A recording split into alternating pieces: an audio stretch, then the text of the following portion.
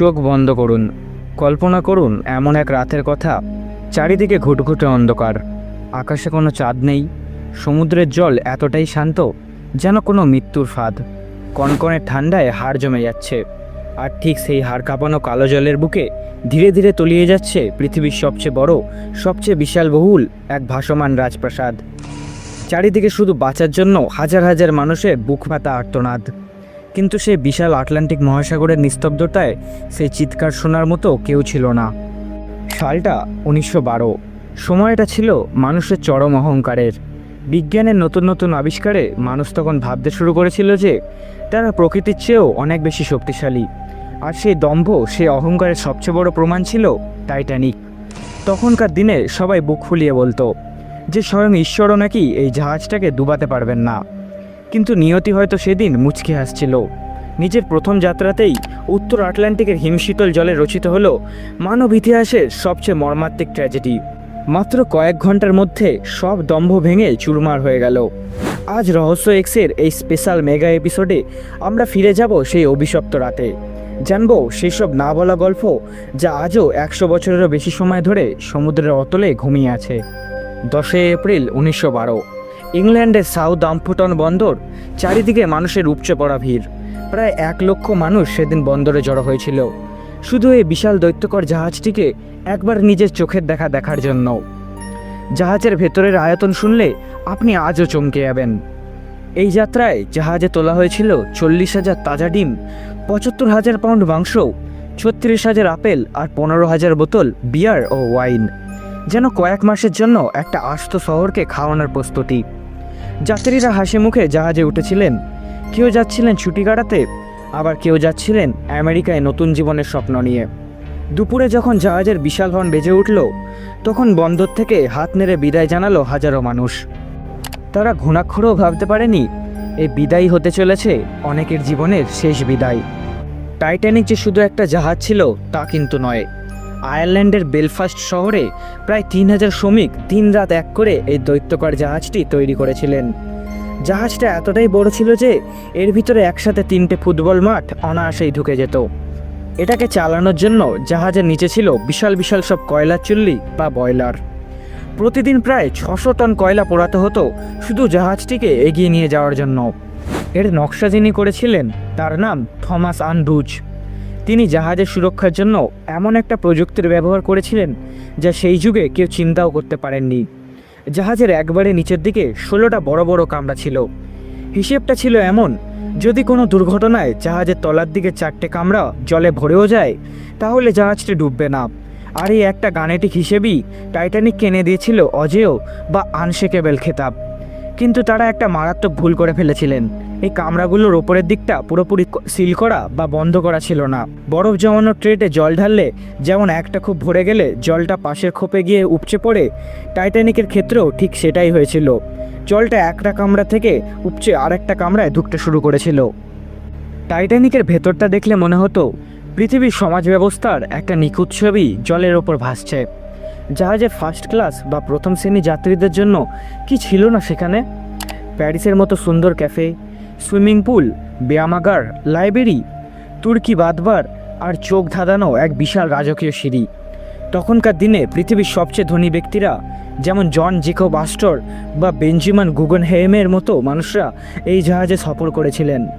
তাদের কাছে এটা ছিল টাকার গরম দেখানোর একটা জায়গা। কিন্তু জাহাজের একবারে নিচের তলার ছবিটা ছিল সম্পূর্ণ আলাদা। সেখানে থার্ড ক্লাসে বা স্টিয়ারে যে গাদাগাদি করেছিলেন ইউরোপের বিভিন্ন দেশ থেকে আসা শত শত সাধারণ মানুষ। কেউ কৃষক, কেউ দিনমজুর। তাদের চোখে ছিল অনেক স্বপ্ন। আমেরিকায় গিয়ে একটা নতুন জীবন শুরু করার আশায় তারা তাদের জীবনের শেষ সম্বলটুকু দিয়ে টাইটানিকের টিকিট কেটেছিলেন। সেখানে কোনো রাজকীয় ক্যাফে ছিল না ঠিকই, কিন্তু তাদের মনে ছিল অদ্ভুত আনন্দ। তারা লোকগান গাইতেন, নাচতেন। কিন্তু যখন বিপদ এলো তখন এই ধনী গরিবের পার্থক্যটা খুব নিষ্ঠুরভাবে সামনে চলে এলো। 14 এপ্রিল, যাত্রার 4র্থ দিন। আটলান্টিকের আবহাওয়া সেদিন অদ্ভুত রকমের শান্ত ছিল। আকাশে কোনো চাঁদ ছিল না, কিন্তু তারার আলো জলে আয়নার মতো চমকাচ্ছিল। সমুদ্রের এই আন্তরিক শান্ত রূপটাই ছিল প্রকৃতির পাতা সবচেয়ে ভয়ঙ্কর ফাঁদ। কারণ সমুদ্রে ঢেউ না থাকলে বিশাল বরফখণ্ড বা আইসবার্গের গায়ে জল আছড়ে পড়ার শব্দ পাওয়া যায় না, বা সাদা ফেনা দেখা যায় না, ফলে দূর থেকে আইসবার্গ বোঝাই যায় না। সেদিন সকাল থেকেই রেডিওর মাধ্যমে অন্য জাহাজগুলো বারবার টাইটানিককে বরফের ব্যাপারে সতর্ক করছিল। ক্যালিফোর্নিয়া নামের একটি জাহাজ তো স্পটও জানিয়েছিল যে সামনে বিশাল বরফের ফিল্ড রয়েছে। কিন্তু টাইটানিকের রেডিও অপারেটর জন ফিলিপস তখন ধনী ব্যক্তিদের ব্যক্তিগত মেসেজ পাঠাতে এতটাই ব্যস্ত হয়েছিলেন যে বিরক্তের চোটে তিনি অন্য জাহাজের রেডিওতে ধমক দিয়ে বলেন, শাট আপ, আমি ব্যস্ত আছি। এই অহংকারী ভুল বদলে দিয়েছিল হাজারো মানুষের ভাগ্য। সে অতি জরুরি সতর্কবার্তা ক্যাপ্টেন স্মিথের কান পর্যন্ত আর পৌঁছায়নি। রাত তখন 11:40। পাহারায় থাকা কর্মী ফ্রেডরিক ফ্লিট হঠাৎ খেয়াল করলেন ঘুটঘুটে অন্ধকারের বুক চিরে একটা বিশাল কালো পাহাড় তাদের দিকেই যেন ধেয়ে আসছে। আতঙ্কে তার গলার স্বর শুকিয়ে গেল। তিনি 3বার বিপদের ঘণ্টা বাজিয়ে চিৎকার করে উঠলেন, সামনে আইসবার্গ, একদম সোজাসুজি। খবরটা কন্ট্রোল রুমে পৌঁছানো মাত্রই ফার্স্ট অফিসার উইলিয়াম মারডক চিৎকার করে উঠলেন, হার্ড স্টারবোর্ড, অর্থাৎ ইঞ্জিন পুরো উল্টো দিকে ঘোরানোর নির্দেশ দিলেন। কিন্তু এত বড় একটা জাহাজ যা মাত্র 22 নট গতিতে ছুটছে তা কি আর চট করে থামানো যায়? শুরু হলো রুদ্ধশ্বাস। 37 সেকেন্ডের একটা লড়াই। জাহাজটা পুরো ধীর গতিতে বাঁক নিতে শুরু করলো। মনে হচ্ছিল আইসবার্গটার পাশ কাটিয়ে বেরিয়ে যাবে, কিন্তু না। জাহাজের ডান্ডিকটা সে বরফের পাহাড়ের সাথে ঘষা খেয়ে গেল। খুব একটা বিকট শব্দ হয়নি, একটা চাপা ঘর্ষণের শব্দ হয়েছিল মাত্র। ডেকের ওপর ছিটকে পড়েছিল বেশ কিছু বরফের টুকরো। অনেক যাত্রী তো সেই বরফ নিয়ে ফুটবল খেলতে শুরু করেছিল।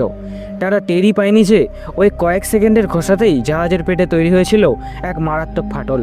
আর সমুদ্রের জল তখন প্রবল বেগে ঢুকতে শুরু করেছে টাইটানিকের ভেতর। ঘর্ষণের পর প্রথম 1 ঘন্টা ফার্স্ট ক্লাসের যাত্রীরা বুঝতেই পারেননি যে কতটা ভয়ঙ্কর বিপদ ঘনিয়ে এসেছে। কিন্তু জাহাজের একবারে নিচের দিকে তখন অন্য চিত্র। হুড়মুড় করে আটলান্টিকের হিমশীতল জল ঢুকছে। যখন নকশাকার থমাস আন্ডুস এসে ক্যাপ্টেনকে জানালেন যে জল 5টি কামরায় ঢুকে গেছে এবং টাইটানিক 1 থেকে 2 ঘন্টার মধ্যে নিশ্চিত ডুবতে চলেছে, তখন ক্যাপ্টেনের পায়ের তলার মাটি সরে গেল। এরপর শুরু হলো আসল হাহাকার। আর ঠিক এখানেই মানুষের দম্ভের সবচেয়ে বড় বোকামিটা ধরা পড়ল। জাহাজটা এতটাই নিরাপদ ভাবা হয়েছিল যে জাহাজের সৌন্দর্য নষ্ট হবে বলে লাইফ বোটের সংখ্যা কমিয়ে দেওয়া হয়েছিল।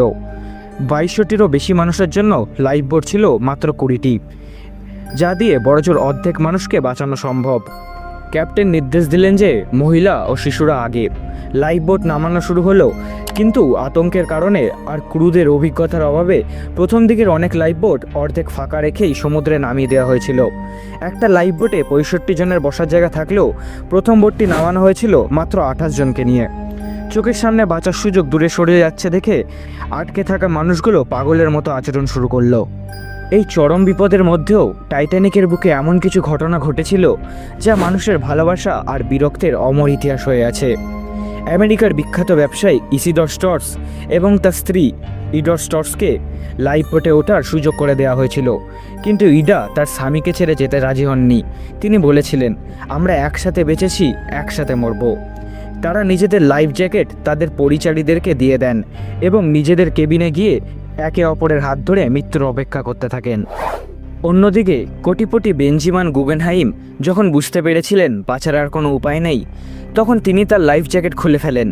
সবচেয়ে দামি ইভিনিং স্যুট পরে তিনি বলেছিলেন, আমরা আমাদের সেরা পোশাক পরেছি, এবার আমরা ভদ্রলোকের মতো মৃত্যুবরণ করে নেব। আর সে বিখ্যাত মিউজিক ব্যান্ড, জাহাজের 8 জন মিউজিশিয়ান ডেকে দাঁড়িয়ে একের পর এক সুন্দর সুর বাজিয়ে চলেছিলেন। মৃত্যু নিশ্চিত জেনেও চারিপাশের আতঙ্কিত মানুষগুলোকে একটু শান্ত রাখার জন্য তাদের এই আত্মত্যাগ ইতিহাসে চিরস্মরণীয় হয়ে আছে। তারা তাদের শেষ সুরটি বাজিয়েছিলেন, নিয়ারার মাই গড টু দি। ঘড়ির কাঁটায় তখন রাত 2:15। টাইটানিকের সামনের অংশ ততক্ষণে পুরোপুরি জলের নিচে। পেছনের বিশাল প্রোপেলারগুলো সমুদ্র জল থেকে শূন্যে উঠে গেছে। ভেতরের আসবাবপত্র, বিশালাকার বয়লার আর থালা বাসন বিকট শব্দে ছিটকে পড়তে শুরু করলো। রাত 2:18। হঠাৎ পুরো জাহাজে সব আলো দপ করে নেভে গেল। চারিদিকে ঘুটঘুটে অন্ধকার। আর ঠিক তখনই আটলান্টিকের নিস্তব্ধতা ছিঁড়ে একটা কান ফাটানো শব্দ হলো। নিজের ওজনের ভার সামলাতে না পেরে টাইটানিক মাঝখান থেকে সশব্দে ভেঙে 2 টুকরো হয়ে গেল। এরপর রাত 2:20 পেছনের অংশটি শেষবারের মতো সোজা হয়ে দাঁড়িয়ে সমুদ্রের কালো জলে চিরতরে তলিয়ে গেল শতাব্দীর সেরা অহংকার। লাইফ বোটে বসে থাকা মানুষগুলো শুনতে পাচ্ছিলেন ওই হাড় জমানো জলে হাবুডুবু খাওয়া হাজার হাজার মানুষের বাঁচার শেষ আকুতি। জলের তাপমাত্রা ছিল -2°C। এই ঠান্ডায় কেউ 15 থেকে 20 মিনিটের বেশি বাঁচতে পারে না। লাইফ বোটে থাকা মানুষেরা নিজেদের ডুবে যাওয়ার ভয়ে ফিরে যায়নি তাদের বাঁচাতে। ধীরে ধীরে সেই হাজারো চিৎকার, কান্না আর হাহাকার এক হিমশীতল নীরবতায় হারিয়ে গেল। আটলান্টিক গিলে নিল 1500 বেশি তরতাজা প্রাণ। রাত কেটে ভোর হলো। 15 এপ্রিলের সকাল। আটলান্টিকের বুকে তখন এক শ্মশানের নিস্তব্ধতা। চারিদিকে ভাসমান কাঠের টুকরো, চেয়ার আর শত শত লাইফ জ্যাকেট পরা বরফে জমে যাওয়া নিথর দেহ। সকাল 4টের দিকে রেডিও সিগন্যাল পেয়ে ঘটনাস্থলে ছুটে গেল কাপেথিয়া নামের একটি জাহাজ। তারা এসে লাইফ বোটে থাকা 705 জন ভাগ্যবাদীকে উদ্ধার করল। যারা বেঁচে ফিরেছিলেন তাদের চোখে মুখে ছিল এক অবর্ণনীয় ট্রমার ছাপ। তারা কেউ স্বামী হারিয়েছেন, কেউ সন্তান, কেউ বা পুরো পরিবার। সাউদাম্পটনের যে বন্দরে একদিন আনন্দের বন্যা বয়েছিল, কয়েকদিন পর থেকে সেখানেই তৈরি হলো লাশের অপেক্ষায় থাকা স্বজনদের একটা বিশাল কান্নার মিছিল। টাইটানিক ডুবে যাওয়ার পর 73 বছর কেটে গিয়েছিল। কেউ জানতো না ঠিক কোথায় জাহাজটা লুকিয়ে আছে। অনেকেই ভেবেছিল টাইটানিক হয়তো চিরকালের জন্য হারিয়ে গেছে। অবশেষে 1985 সালে ডক্টর রবার্ট বার্লেটের একটি টিম আটলান্টিকের প্রায় 12,500 ফুট গভীরে খুঁজে পেল সেই হারিয়ে যাওয়া রাজপ্রাসাদকে। বিজ্ঞানীরা যখন সেখানে পৌঁছালেন, তারা অবাক হয়ে দেখলেন টাইটানিক আজ আর শুধু লোহা বা কাঠের জাহাজ নেই। সমুদ্রের তলদেশে বালির উপর ছড়িয়ে ছিটিয়ে আছে যাত্রীদের জুতো, চশমা, ভাঙা প্লেট আর বাচ্চাদের পুতুল। এইগুলো যেন আজও সেই অভিশপ্ত রাতের গল্প বলে। তবে সবচেয়ে আশ্চর্যের ব্যাপার হলো সেখানে এক বিশেষ ধরনের ব্যাকটেরিয়া তৈরি হয়েছে। বিজ্ঞানীরা যাকে নাম দিয়েছেন হালমোনাস টাইটানিকা। এই ব্যাকটেরিয়াগুলো প্রতিনিয়ত জাহাজের লোহা খাচ্ছে। বিজ্ঞানীরা বলেছেন আগামী 20 থেকে 30 বছরের মধ্যে এই জাহাজটা গলে গিয়ে সমুদ্রের মাটির সাথে একবারে মিশে যাবে। তখন এর আর কোনো চিহ্নই থাকবে না। এত বছর পরেও টাইটানিককে ঘিরে এমন কিছু রহস্য আর কনস্পিরেসি থিওরি ঘুরে বেড়ায় যা শুনলে আপনিও চমকে উঠবেন। অনেক গবেষক দাবি করেন যে জাহাজটি ডুবেছিল তা আসলে টাইটানিক ছিলই না। সেটি ছিল টাইটানিকেরই যমজ জাহাজ অলিম্পিক। অলিম্পিক আগে থেকেই একটি দুর্ঘটনায় ক্ষতিগ্রস্ত ছিল। ইন্স্যুরেন্স বা বিমার বিশাল অঙ্কের টাকা হাতানোর জন্যই নাকি টাইটানিকের নাম পাল্টে অলিম্পিককে ডুবিয়ে দেওয়া হয়েছিল। আর একটা আশ্চর্যের বিষয় হলো টাইটানিকের আসল মালিক জেপি মর্গান, তার এই জাহাজ করেই আমেরিকা যাওয়ার কথা ছিল। কিন্তু যাত্রার ঠিক কয়েক ঘন্টা আগে তিনি রহস্যময় কারণে তার টিকিট বাতিল করেন। তার সাথে আরও অনেক বড় বড় ধনী ব্যবসায়ী শেষ মুহূর্তে টিকিট ক্যান্সেল করেছিলেন। তারা কি আগে থেকেই জানতেন যে এই জাহাজ ডুবতে চলেছে? আর একটা খুব জনপ্রিয় থিওরি হলো কয়লার আগুন।